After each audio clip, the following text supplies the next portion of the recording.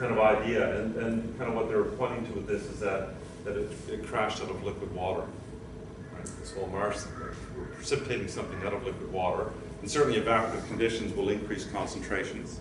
And we know from the CO2 sequestration side that when you leach magnesium out of rock, evaporative conditions will help drive mineral carbonation.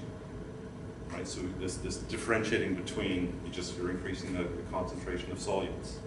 So the link between abiotic processes where we've got some water, we've got things in solution, and we've got things precipitating versus an active process. Right? And there were organics in the meteorite as well. There were polyaromatics. Polyaromatics don't really make up life, but if something that contained life undergoes diagenesis, then it becomes impossible. The other thing that they found within this meteorite was magnetite. And it was single domain, kind of very fine grained magnetite. Things that are on the order of,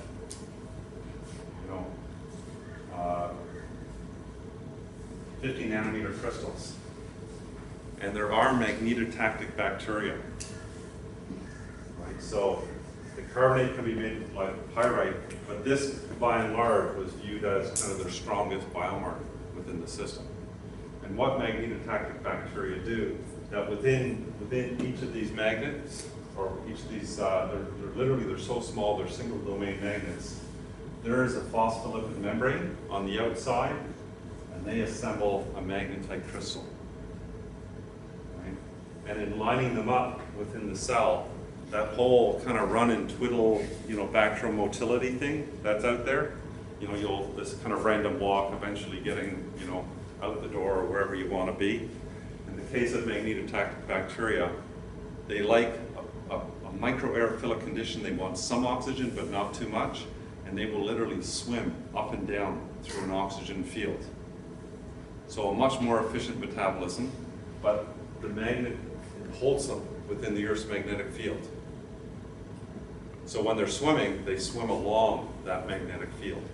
So it takes away the randomness of their walk. And they did find magnetite in the meteorite. It was kind of 50 nanometer scale magnetite. So it's like, interesting. Okay. Question? Go back to the beginning. The first picture is what? So this is the pictures are not ideal. This is kind of magnetite. Yes. Within the system. Okay. Okay, so let's focus on the top one with the kind of the backscatter. It's a little brighter and easier to see. Yep. So they got magnetite within the Allen Hills meteorite. Okay, so this is the Allen Hill meteorite that we're looking at. This now. is a culture from Earth, right? Got a bacterium, a spirillum, that's producing magnetite that morphologically, structurally looks the same as what they're seeing in the meteorite. Okay, so we've got meteorite, we've got Earth, and where on Earth is this one from? Marine sediments all over. Marine sediments all over. And I've seen enrichments done where they literally put, grab a sample of muds, you put a magnet on the side, and then you pipette from where the magnet is. Awesome. And you can enrich for magnetotactic bacteria. Magnetotactic bacteria. Yeah. How do you spell that? Question.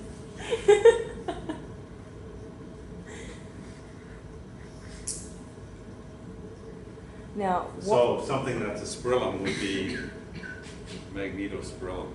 Okay, cool. So we know these bacteria exist on Earth. Yep.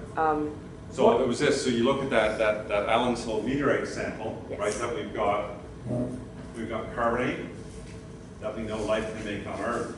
We've got pyrite that life can make on Earth. We've got magnetite. There's not any magnetite. It's kind of 50 nanometer scale, single domain magnets, very small. Okay, so it's because it's that small size that people have gone, and they align themselves in chains. Awesome. Yeah. And then we've got the kind of the nanobacterial thing, right? Structures or shapes that kind of look biological, but are just way too small. Does Mars have a magnetic field? I don't know anything about Mars. Used to. It's solid now. So it used to have a molten core, or? Yeah, it would have to. Yeah. So it used to have plate tectonics.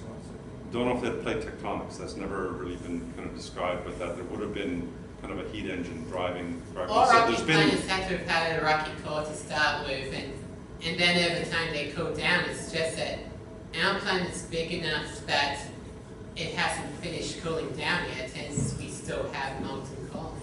So if we look at kind of our conventional subsurface bacteria on the surface, and then we overlay the nanobacteria from Mars, that's how big they are. Right? Now they do fit into, you look at exopolymer and organics and capsule, or potentially flagella or fimbria, right, extracellular material, it does fit into kind of that scale. Not those shrunken ones you talk about the other day, they shrink. The ultramicrobacteria, yeah, so still too small for that, Really? right? They're getting down Seriously? to, yeah, the ultramicrobacteria are 200 microns, right, or 200 by 400 kind of thing. So yeah, they're kind of, the ultramicrobacteria are kind of 200 to 300 nanometers, 0.2 to 0.3, right? Getting through the, yeah. So just still too small, right? To fit in with this. What's that? Those, So we can now. I don't know that they did any sort of ion milling to see if they were hollow versus solid minerals, and that's yeah, excellent idea, right? Like if you're looking for the idea of a fossil, right, then you want to see that there's an inside, that you've got a template that's forming stuff. Although if you've got something that's 20 nanometers in diameter, and you're starting to template mineral on the surface, right, then there's less room inside, or you start having to room, right? There's just nothing, there's no place to put Could it. it actually be a cast of something though, if it's carbonate?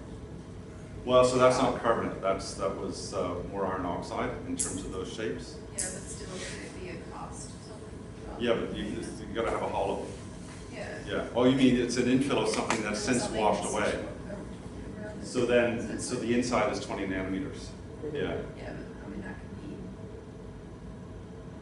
nucleus could be a high peak, could be. So you want eukaryotic cells on Mars? Oh, could be. That's. I don't know. I think I'm reaching with the kind of stuff that I talk about. Right? Eukaryotes are going a little bit far. We've got the Mars Science Laboratory rover on Mars. It's the size of kind of an Austin Mini. It was the whole kind of tethered system that was kind of going down before they dropped it. I have colleagues who are working on it. They were spending, they're working on Martian time and going to the U.S. like 6 trips from Australia, 6 trips a year, and they're just like, oh, it's so much easier. It just crashed. They're not finding anything that they haven't found out with the other rovers. Right? It's the same kind of thing, the same kind of rocks, the jarosites. They did drill in, and the thing is they're trying to drill into Mars with a 7-watt drill rig. Oh, special. Right? And they got in, I think, about 10 or 20 centimeters. Right? What they did on the other site there, right? Because they had that outcrop that was exposed. They had a rock abrasion tool. It was basically a grinder that they were able to dig into that and get a fresh surface, right? So that they didn't have dust or other stuff that was on the surface or oxidized material. And when they dug down, it was the same stuff that they saw on the surface, but validating that. So they've now got a kind of a drill core. The one they landed on the pole where they found the perchlorate, they had kind of a digging rig to go down and kind of clean off the surface. But this is running around. I haven't been following it as much as I kind of was before. The argument that they're having in part of the Mars Science Laboratory is that they've got the capability on it to cache some material. Right? So if they find something really interesting, they can collect it and kind of leave it here and then come back and maybe get it in the future. But when you look at that kind of ellipsoid landing that you're trying to get within tens of kilometers of something, you might have a really long drive, right, to find something like that again. So if you were going to sample, and this is the original plan that I think it's now 2020 is the latest. That's that. Go on the next one. What's Mars 2020? What's kind of the next thing? And basically sample return. A colleague who does a lot of planetary stuff with NASA says sample return is always the current year you're in plus 20. So he said in the 60s, sample return from Mars was, you know, kind of in the 80s, the 70s, it was the 90s, you know, and it's always plus 20 years. It's not an easy thing to think of. Where would you sample on Mars, right? Ideally, where's the water now? There's water in the poles. Okay. There are permafrost regions, right? And we certainly know that there's bacteria preserved in permafrost here on Earth. Can we get into the subsurface more than 50 centimeters? There is evidence for springs, right, on kind of some of you've got photos of the plateaus where there was kind of evidence for drainages and things coming out. And when they went back over and re-photographed an area, they found a new one. And that was hugely exciting because it says that there's still liquid water on the surface today. It's probably very salty, right, to keep it in solution at that temperature, but that it is flowing out, or it is flowing within, you know, kind of tens of meters of the surface, right? If you've got something like that, do you have some form of heat that's helping to drive circulation or keep it in solution? But it's probably got a lot of salt, probably some water there. Or do you say, you know, the likelihood of finding water? So they're talking about cliff robots to go down and kind of sample these sorts of things. We know in the Arctic that where salty water comes out, it'll precipitate, and there's life trapped in those salts, just like we saw at past lakes. Or do you target where the water used to be, right? Lake beds, river sediments, paleo springs, or things like that. There's evidence even with the dust storms of paleo channels, right? So you go into that. Gusev crater was thought to be a crater lake, right? So that was why it was picked as one of the landing sites. $300 million project. They go into Gusev crater, and it looked like the rest of Mars. There's chunks of rock and dust and dirt everywhere. You know, it's tough. Well, considering they have dust storms that pretty much cover the whole planet, of course you're going to get dust everywhere. Yeah, but you know, the thing is, you know, can you get to an area where the dust is maybe stayed out or washed out, or that there's some consolidation of material, so the dust really isn't settled, or it tends to kind of keep itself clear, right? You know, working near the poles, limited energy, right? Winter and summer. So you're there, you can do a few months of work, and then the light goes and your robot shuts down, right? Versus staying more stuck, right? Or you stay more towards here where you can get at things. Do you try and go into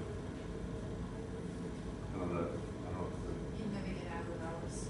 you never, It's too yeah, steep. Yeah, right. it's too deep. We got, you know, volcanoes here that are on the scale of 25 kilometers, right? How do you land something in there, and how would it, you know, would there be any surface for it to go around, right? Versus staying up kind of near, you know, the idea of ancient oceans, right, where you can drive around and look at things. I'd actually go for the southern half of the planet. Southern half of the Yeah, planet. the southern half of the planet. You go to somewhere that's low down and protected. Like if you've got a sort of a hollow there, maybe in an impact Well, crater, given yeah. what you said about Yeah. impacts, fracturing the rock. Well, I've got a colleague at Western who thinks impact craters are ideal because they dig out an exposed surface, and also that within impact systems you create hydrothermal conditions, right? So it'll sample the surface and bring it up to the top, or it will be an environment that would support living organisms. We know from Earth, though, that, you know, and certainly the evidence from Mars suggests that there's liquid water in the subsurface. But, you know, you're talking about scale of going down kilometers. How deep do you have to go to hit a thermocline to find liquid water on the surface of Mars? If Mars had living organisms at that early stage, would they have tracked deeper into the surface? We know from Earth, even if we sterilize the surface, hydrothermal conditions and organisms growing on chemosynthetic energy would survive on our oceans and would survive deep within the Earth. What's the geothermal gradient on Mars? I don't know. We know from Earth, though, that you go in, not just the mine slimes, but digging down through those boreholes, we're finding bacteria all over the place. Right? There's organisms that are there. In terms of Earth, what are we at? Is it 10 degrees per kilometer? kind of thereabout as an average gradient. So, you know, if we've got surface at, you know, kind of 20 C, we're sterilizing at about 120. So we're looking at about, you know, 10 kilometers of Earth that's habitable within the surface. Mars is certainly colder at, I don't think the gradient would be as steep. What are we, minus 20, minus 30? The surface of Mars is minus 30, thereabouts, average minus 32. Throwing from minus 30 C to, you know, we use Earth as our marker, we're not going to have the same gradient. So are we dealing with tens of kilometers of potentially habitable Mars? Not going to get these samples. Hard enough to get on Earth. Questions?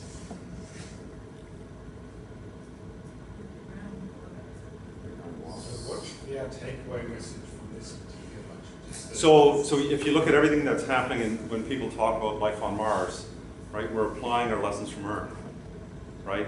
You talk to Chris McKay, who works at NASA, and his dream is finding n equals 2, right?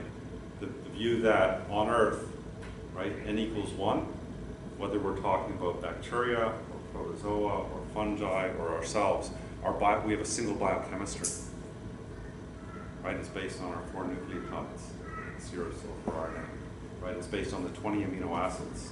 So his idea is that, you know, if you can find, you know, extant life on Mars, then if you take it apart and analyze it, it might have 20 different amino acids that are still hydrophilic and hydrophobic and have the same basic processes. So this idea of a Lego model that, you know, we've got one set of Lego blocks that build our cells, and is there another set of Lego blocks that would build another biochemistry? So even if you can't culture it, even if there's just some sort of remnant there, if you analyze it and you've got different building blocks, then there has to have been an n equals 2, a second origin. So if you can have 2 origins in one solar system, right, Drake equation stuff, right, you extend it, right? Oh, I see. How many stars? So the Milky Way is, If you, what, 300,000 stars? They're now saying that maybe, you know, even if just 1% of them have planets, right? You know, those kinds of calculations. The problem with that equation is, though, is that, you know, the universe has been around for a really long time, and if, you know, life has originated elsewhere earlier and advanced, where are they? maybe they just if you like contacting us. Yeah. What are we looking at in this picture here? What's that broken thing at the top of that? So we've got a squirrel, we've got a bacterium that looks like a soccer ball that I've kind of never seen before. You know, kind of classic rod-shaped organisms. All the little fine stuff is mineral. The stringy stuff is exopolymer. It's kind of capsule holding it all together. So it's a biofilm from South Africa. Do you think that the more we look for life on Mars, the more likely the chance that we'll contaminate with something? Sure. Yeah. So Yeah, how research is. Well, so the other argument is that if we can demonstrate that Mars is sterile, do we have a right to contaminate it or inoculate it? If you find life on Mars, it's actually even worse. Do you have a right to interfere with But that? that's so there's an interplanetary protection argument that if there is life on Mars, then you can't do that, right? We've got to figure it out, right? We've got about 5 billion years until our sun goes towards a red giant, and we'll Well, get. it's going to eat Mars anyway, so. Well, yeah, but it'll buy us a little bit of time, right? On our way. Buy you a couple of years. You can pick up the rover when you get there, right? Yeah, but there's always a chance that we'll wipe ourselves out well because Right. Before you do anything, can you go back a couple of slides? Yeah. More. Hey,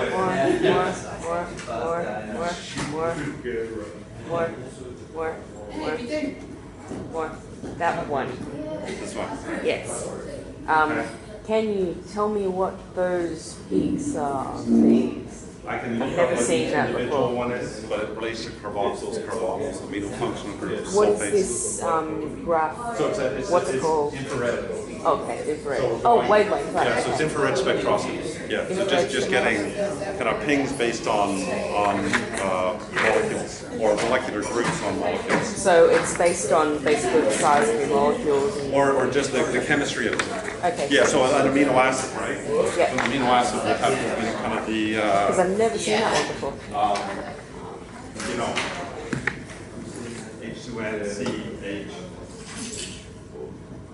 Right, so within the vibrations here, we can pick out amino functional groups, Yeah. carbon-hydrogen bonds, carbon-carbon bonds, Yeah. carbon-oxygen, carboxyl type things. Awesome. So we're getting bonds that are indicative of biological material. Okay, so the Now we know wavelength here picks that up the when we put bonds. biological material in it, right? So that's guinea, but then we're pulling out just salt crystals Yeah. and finding the same sorts of things. Okay. And then when we look at the salt crystals, well, they're full of cells, Okay. right? So seeing a spectrum that indicates these groups Yeah. doesn't necessarily mean that they're cells or fossils. Yeah. It means that there's likely organics, Okay. right? So it's an indication that maybe there's something else there. So what did you stick in the first one and what did you stick in the second one? So the first one is salts from the field. Just The salts. second one is enrichment cultures. That's an To enrichment. push the populations to get Okay. better spectra, right? It's reference Referencing, spectra. yeah. Yeah. Okay, sweet. So salts and bacteria. Yeah. Sweet. Why are mediating perforates? Lots of organics. Because it is toxic. Yeah. Yeah, but if the organics are not going to grow enough, you've got something that grows in. So the perforate reducing bacteria. Yeah. Yeah. But like any kind of xenobiotic, it takes a lot of energy, right? So you want to really look after the bacteria to do that. What do they have to eat? They eat acid. Well, so you need, it's the whole idea, like the xenobiotics, you need the co-substrates. So it's this whole, you give them lots of food to eat, and they'll also do the perchlorate You're going to have the whole class kind of thing. No, Have a good couple of weeks. I'm back the 28th to the 29th. I've got to go sort out my flights. They're changing things on me. And we'll set up review classes at that point. Have a good end of your term. Lab reports. Send your lab reports. For oxides are relatively easy, you just calculate. Yeah.